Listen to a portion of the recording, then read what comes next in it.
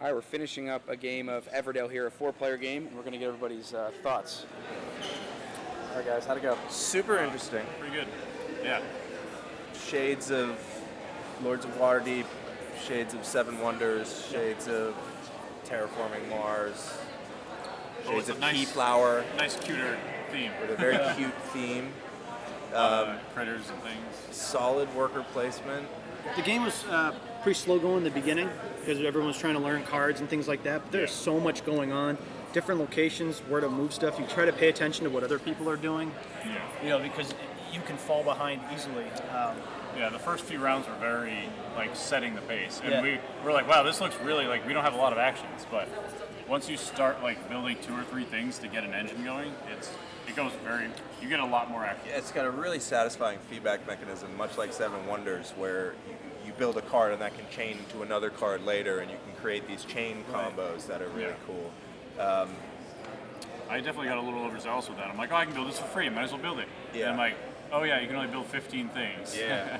So I hit my limit. It does start to. I definitely felt towards the end of the game like I was kind of playing a solo game, and the only real interaction you have, there are a couple of cards that have some player interaction, and much like Terraforming Mars, you're racing for these milestone events. So there's kind of that.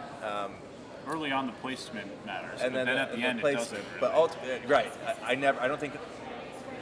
Which is very different from other worker placement games. There wasn't one time where I was like, oh, you went there, I needed that spot, right? There was always something else I could do.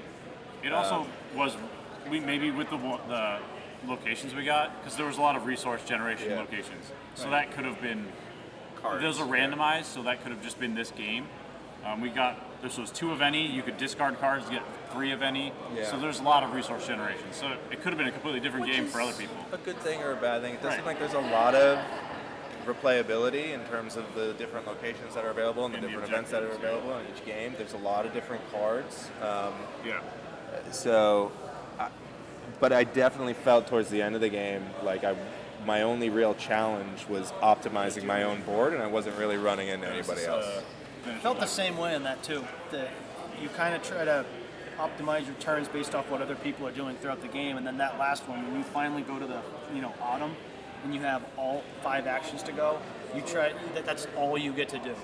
So you basically try to save as many of your workers as you can, place them only when you need to, and you have so many constructions that are built, either unique or common, and then you get to start placing things for free as well.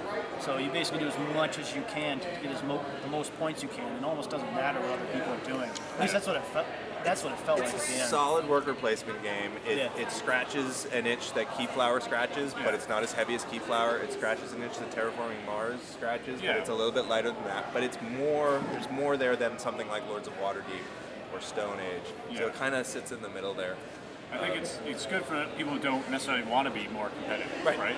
If you don't want a very gotcha game, it's not very much of that. So it's a very great game. I'd say it's solid. There's only.